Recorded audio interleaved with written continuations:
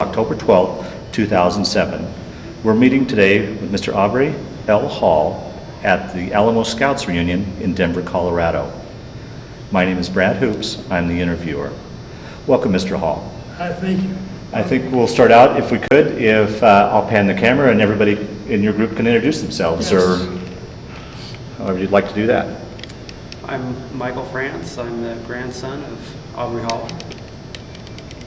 Hi, I'm Audreen Burris, and I'm Aubrey Hall's daughter. Mr. Hall. Maud Hall, wife of Aubrey. Okay. And I'm Jeff France. I'm also Aubrey's grandson. Very good. Mr. Hall, let's start out, if we could. If you could tell us a little bit about yourself, your date of birth, where you were born, a little bit maybe about your parents and any siblings you had. I was born in Breckenridge, Texas in 1920, February of 1920. And I never left the state of Texas until 1941. And after World War II, I settled in California and went to UCLA for a year and a half. And rejoined the Army in 46, and was assigned to Hawaii, where I met my wife, Maud. And I spent 33 years in the Army. You were a career officer, career army? I retired as a sergeant major. Okay. What were you doing prior to joining the service back in Texas? Well, it was during, I mainly remember the Depression years. Of course, I went to public school, and every summer I would find a summer job, usually on a farm, things of that nature. Do you remember where you were and what you were thinking when you heard that Pearl Harbor had been I bombed? was in basic training at Camp Walters, Texas. Oh, so you had joined the service prior to... I had been drafted. Oh, in the pre-war draft? Yes, Okay. pre-war draft. Okay. And I was in basic training at Camp Walters, Texas. And prior to that, we had been in for 1 year, I believe. But when Pearl Harbor happened, we knew it was for the duration of the war. No choice there, you were... No, yeah. exactly. Okay. Okay. And then after the war, or after the bombing, can you walk us through where you went from there? And Well, from there I went to a division in Massachusetts at Camp, I can't even remember the Fort Devens? Devens, right. And joined the 32nd Division. And from that Massachusetts, we crossed the nation by troop train to Oakland, California. And shipped out, we didn't know where we were going, but we shipped out, and 29 days on the boat.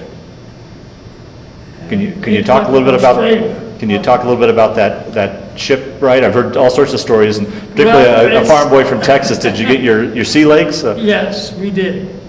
And it was, we were loaded, ended up in Australia. And from there we went to New Guinea, and then on up into, ended up in the Philippines, and at the end of the war.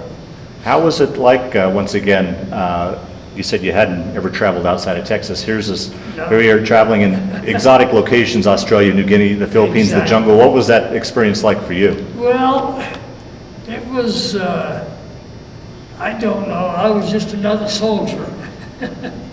And, but I know that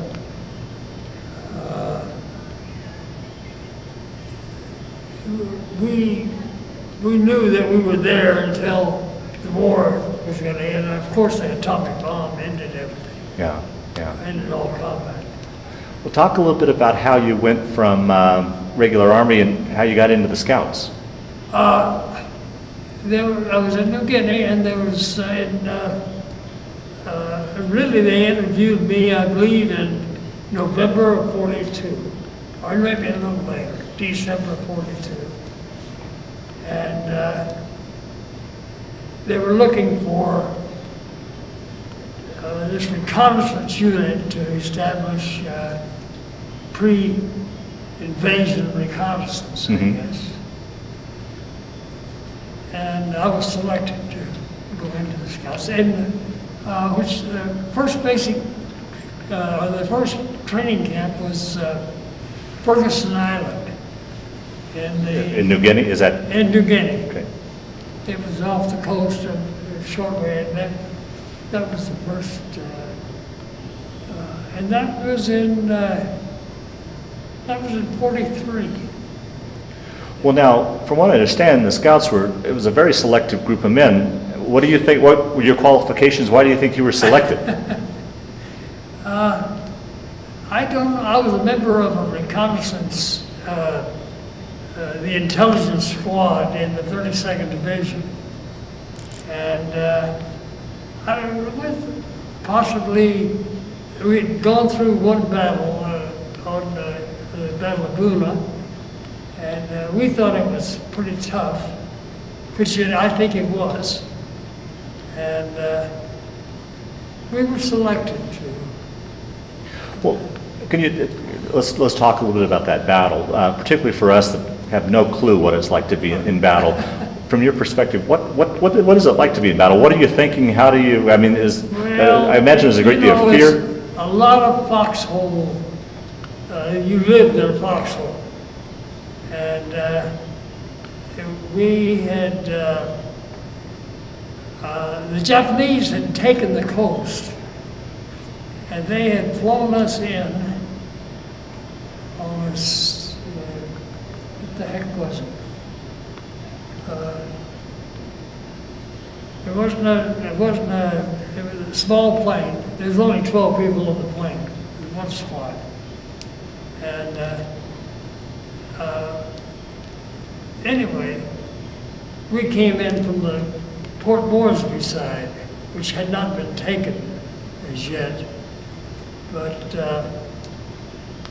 we did finally take the coast. It wasn't pleasant, I'll put it that way. But, and rations were short, things of that nature. Well, that's what I've always been interested in, the fact that, just being in battle, one thing, but just the conditions of the food, you're living in foxholes, probably not getting a lot of sleep, the humidity. I mean, with all those playing on you, how do you get through that? How did you?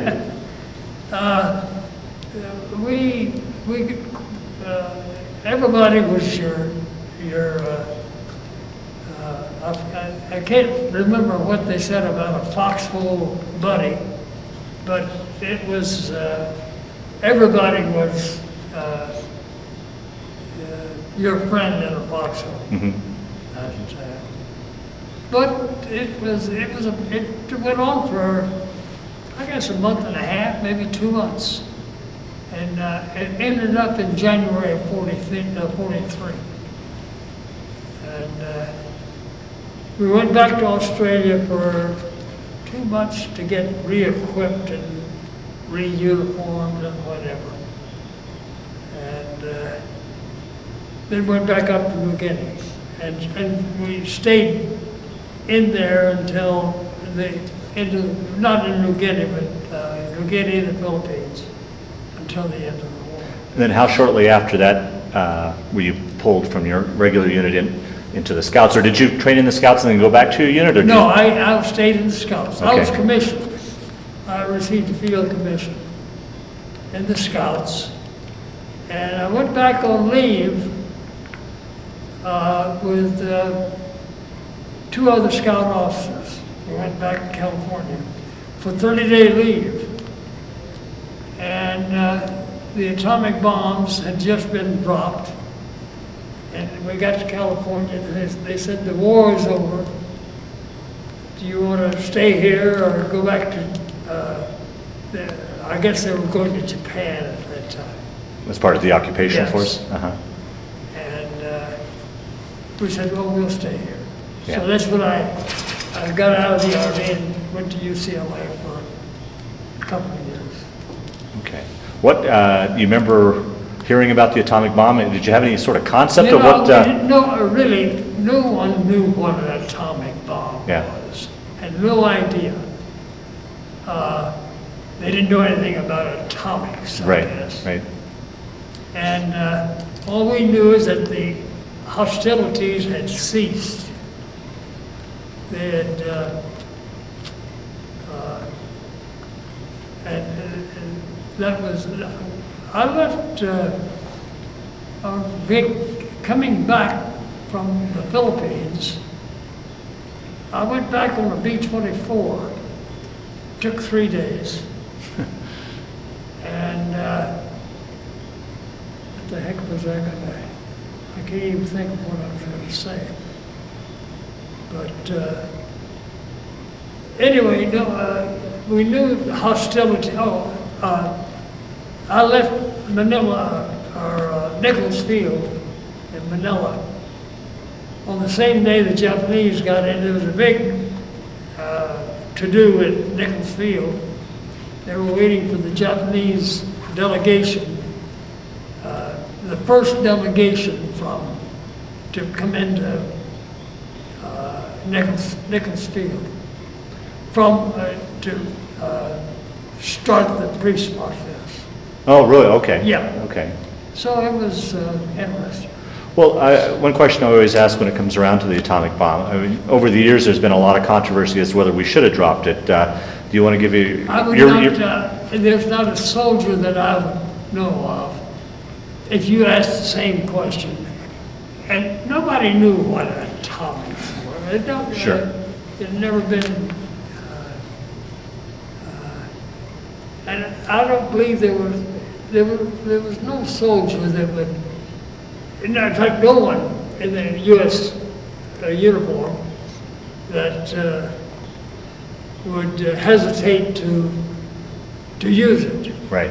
That's, and it's as a, I don't know exactly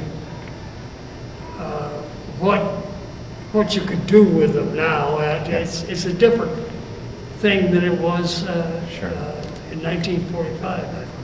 Okay. Yeah. And I think he was correct in using it, Okay. even though he didn't know what it was going to do.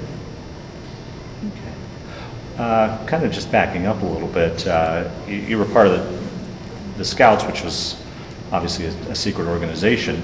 How was it keeping in touch back home with your folks? And I mean, I think at that time they had a V-mail? what? The V-mail, real thin piece of paper. And you just, once a week or whatever once a month, The mic might have come undone. Okay. you would, and they just assumed they were going to be there until it was over, which happened. Yeah. So returning back, then you're back in the States, and how did you get into UCLA? At what, GI Bill. GI Bill? Yes. It had gone into effect. and you noted, were you still in the service then, or did you? No, I Yeah. was out of the service. And really, you just Right. really liked California, no desire to go back to Texas, or how Yes. did? Okay, yeah. Exactly. And you said you were there for a year and a half, and About a year and a half, yes. then what? Decided to Then re-enlist?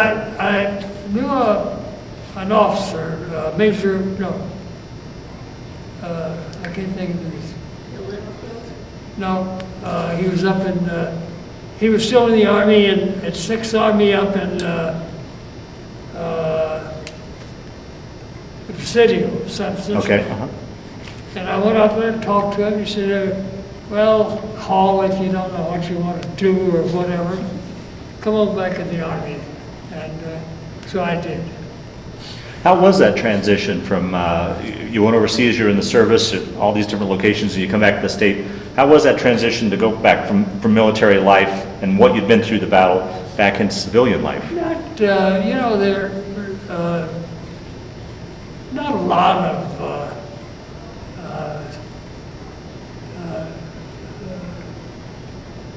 I think I was assigned to, I don't remember the assignment, out of, I can't even think of the name of Fort Ord. And I was assigned to occupation duty in Korea. And I went to Korea then in 1948. Oh, really? Okay. Yes. Before the Korean conflict broke out. And the war broke out in 45, 1950. Right. And I was assigned to a unit in Schofield Barracks at that time. Still related in recon or intelligence, or how? No, I was in an infantry unit. Okay. I was a platoon sergeant. And I'd met Maud in Hawaii, and we were married in 1949. Can I add? Yeah, well, I was going to say, I want to definitely open up to any questions you want to ask him, and that are anything that I've left out. Well, I was just going to add a couple things that my dad hadn't mentioned yet, but as you heard earlier, he was a career military person for 33 years. So he, when he was assigned to Korea during the war, he left Hawaii. My mom was pregnant with me. So my dad didn't actually see me until I was 8 months old because he was fighting in Korea. And a couple of comments I remember over the years is he had told us that he thought, with all his years in the Alamo Scouts in World War II, he really thought the war in Korea was when you get in the middle of a firefight, if that's the word, I think I saw more of it in Korea than World War II. Oh, is that right? Yeah. Yeah. Once we made a mission and we were back and sort of hanging around the base camp and training and things until the next mission. And it might be 2-3 weeks or close to a month. But in Korea, it we got there in the very first year. And you saw there's a lot of firefights in Korea. A lot of shooting. Well, I mean, what goes through your mind as you're in the thick of that? You got bullets coming at you. I mean, I've just never understood what that could be. Well, it's not pleasant. Yeah. It's the only thing I can think of. Yeah. And you're scared all the time. Yeah. But, Well, how does that being in the World War II and the Korean conflict, and actually you can even speak about Vietnam and such as far as Vietnam as well. How does it? What were your thoughts? I mean, everybody's always seen World War II as the good war, a necessary war. These other wars, there's controversy about from a soldier's perspective. Well, I don't like to talk about Vietnam, but I was there maybe a month, and I knew that it was not. It wasn't a war like we had known before. It was. I thought it was a revolution between the peasants and the people who are running Saigon, that type of thing. Well, did that play into your psyche as far as from your soldier, as far as the motivation you had? Probably, and I don't know whether I admitted it or not, but it probably did.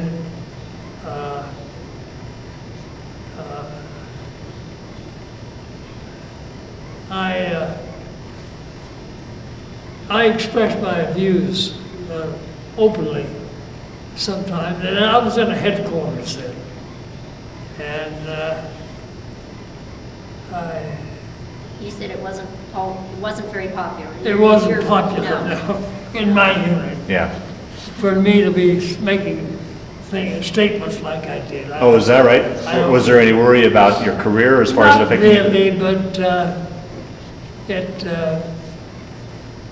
I just, I felt different from the other two, from Korea and World War II. Sure, sure. And I spent a year in Vietnam. Let me ask you too about the Alamo Scouts and the fact that you guys were pretty much sworn to secrecy, that the unit was Yes. for 50 years. How was that, what was that like holding that secret inside for, were you able to tell close family members, or did you pretty much keep it all to yourself? I just never talked about it. Yeah. And not because of that kind of stuff, but we didn't talk anything about war. No. That We- even my grandchildren, we just did not talk about World War II or even Korea. I'd say it's probably just been within the last maybe 5 years Yeah, or so Right. that he's really opened up more. I don't think they knew I was in this kind of an outfit. Yeah. Right. Did you keep in touch with any of those guys over the years, or? Yes, Bill Littlefield, we were good, and that's about it, I guess. He was Zeke McConnell. Zeke Zeke McConnell, McConnell. right. They served quite a few missions together. Yes. He and Zeke and Bill Littlefield And served Bill a lot of missions. Littlefield. And I do a lot of, a number of, the Scouts, they had some publicized, what's the word? Publicity? They were well-known throughout the Scout for the missions that they had. Not Littlefield, but Tom, I can't think of his name. Not Barnes.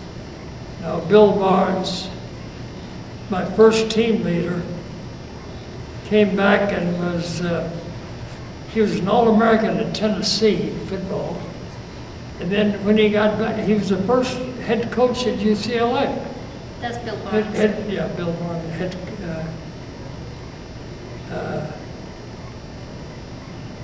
but anyway.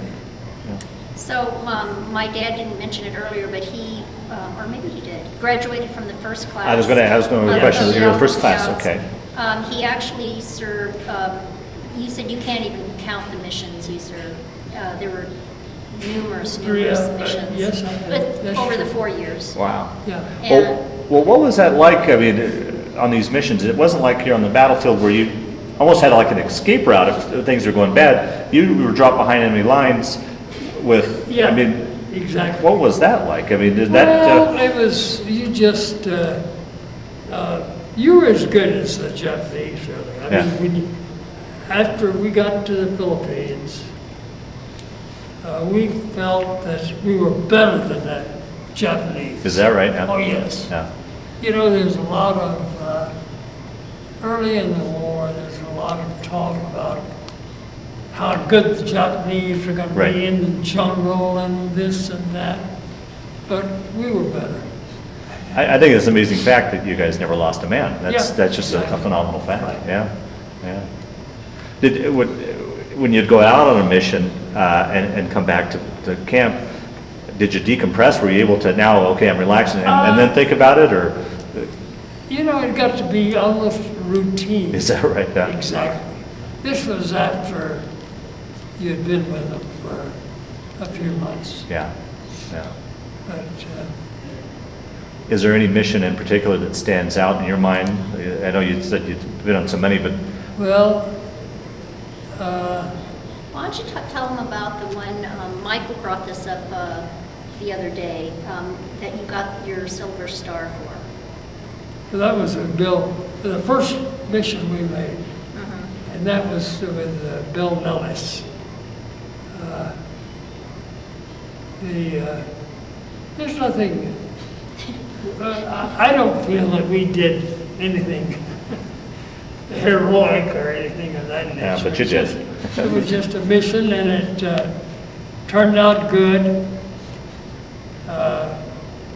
We had some problems with it, but we got split up. Our team, But then we got back together that night, in the middle of the night. Wow. So things like that. Now, did you have a specialty? No, not really. You were just cross-trained with everything? Everything, everybody, it's not like, I believe the special forces now, they do have special guys there's within their teams that do this type of thing. And what I read about them, I don't know much Yeah. about them. Remember, when your team was split up, was that because the PT boat overturned from the waves coming into the beach? No, no, that was a different mission. You had a different mission? Yeah. Why don't you Do you tell? want to talk about, your boat overturning, you lost your gear, is that correct? And that's Well, critical it was because... heavy seas. We had been in the mission for about 2 nights, 3 days, I guess. And we had the PT boat to pick us up. And the waves were, the beach, I guess it had to be high. But I didn't think that much about it. When you're on the beach, you're just ready to go. And so I was on the first boat going out. First rubber raft, I should say, rubber raft. And we got out to the boat, out to the PT boat to pick us up. And then the 2 that were taking that boat back in to pick up the next group got caught in high surf and turned the boat over. All the weapons, the radio, everything was punched through the bottom of the boat. And so they never did get out, and we didn't know why. We were on the boat already, and there was 2 of us. And when daylight arrived, we went back in. And they were on the beach, just, you could tell, waving us off. And because they knew that the surf was just too high. And, so we picked them up, really, they walked back to our lines, which was about 30, no, not 30, maybe 15 miles. Is that right? And we picked them up the next morning. Did you ever go out on any missions that were, you felt, oh, it was a close call, I'm not sure I'm going to get out of this Oh, situation? yes. Yeah? Oh, yeah. I can't, well, it's not, I'll take that back. You never thought you were going to get caught or anything of that nature. Yeah. It's, I've read this, but if that was the way the U.S. Army was, if you had a patrol going out and said, well, man, it looks pretty tough, and maybe only 5 or 6 of you will come back. Your inner thoughts were, well, I feel sorry for these. Whoever's not getting it. Never you. Yeah. But anyway, Mrs. Hall, if I can, I'd like to ask you a question. When Mr. Hall was talking about being over in Korea, you were in Hawaii, pregnant, and then had your daughter. What were things like at your end, knowing that he's over there in harm's way, and how did you make it through that period, or what were you thinking during that period of time? Well, I don't know. I can't think back that far. Her memory is. she has Alzheimer's. Oh, okay. Yeah. Uh-huh. Well, is there any other questions that anybody'd like to, or any of the stories that... I wish that I were a better storyteller. Some people have the knack of really being able to tell a good story, but I don't consider myself. Well, I'd like to tell a story. Okay. Okay? And this Yeah, was, she likes to talk. And he does, and I think both of these. this was a story my dad actually just told me, actually just a couple of months ago. And I said, on the way to this reunion, I said, why don't you just tell me a story, something I've never heard before. And he says, well, he actually, for different missions or different events, he actually puts names to them. And I forget what the name of this particular one was, but he said, but it had to do with who your real heroes were. And the first thing he said to me, which many of these scouts say, are, you know what, we're not heroes. I mean, we're just soldiers. We're not heroes. I don't know where. He said, but I'm going to tell you who the real heroes are. And he went on to tell me this really interesting story. And it was when you were, I don't know if you were in New Guinea or the Philippines, but you had gotten a kind of an infection on your back. Oh, yeah. And Well, that was in New Guinea. in New Guinea, and he was. I said that was, I call that story Other Heroes. Other heroes, okay. That's the name I would name it. If I gave it the Okay, name. so I'm going to tell him what he told me. Okay. He had an infection on his back, It and was a boil that got It was infected in the spine. in your spine. He was very uncomfortable, and probably it was making you sick. And so he had to be picked up out of the jungle. Yeah, But you off had to the make, beach. you had off the beach, so you had to make a rendezvous with A light plane. a light plane to come in. And he said when he got to the beach, I'm sure you had to hike out to there, but when you... Well, it wasn't that far, it may be a mile and a half. Oh, okay. When he got to the beach, he said, well, the first thing he noticed was the stretch of beach was so short, he could not believe any plane could land on it. And so he waited, and when the first plane came in... There was only one plane came One plane first. came to get him. He said that it was such a short stretch that he said, well, the plane, it didn't make it. It landed very, very roughly, broke part of the wing. Well, it nosed over. Okay. Not the wings, it was the propeller. Okay. Damaged the plane. Pilot was lucky he didn't kill himself. And but then they had to radio another plane to come in to get him. And so the next one made it just by the skin of their teeth, was able to make that landing, picked my dad up. Now, he brought a new propeller too. Oh, brought a new It was propeller. a small, Like a Piper. Cup. Yeah. Okay.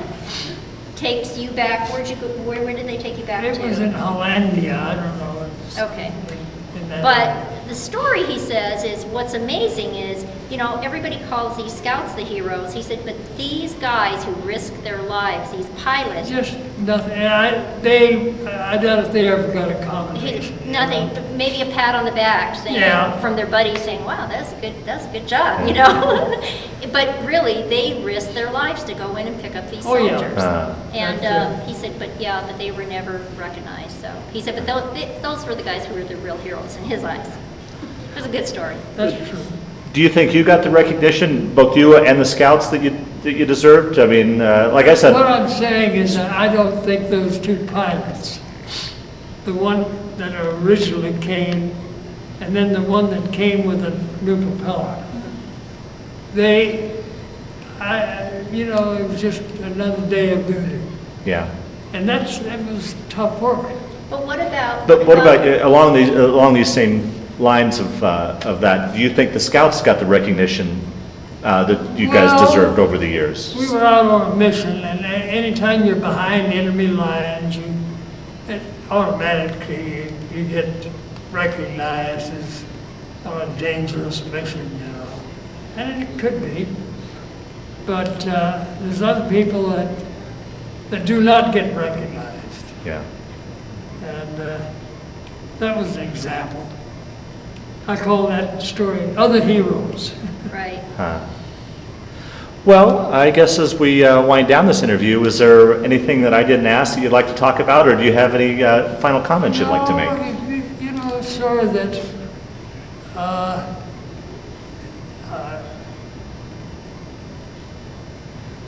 the scouts were good, and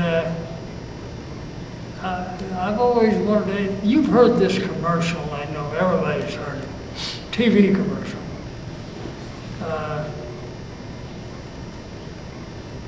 About, you don't know who they're talking about, but say, these guys are good.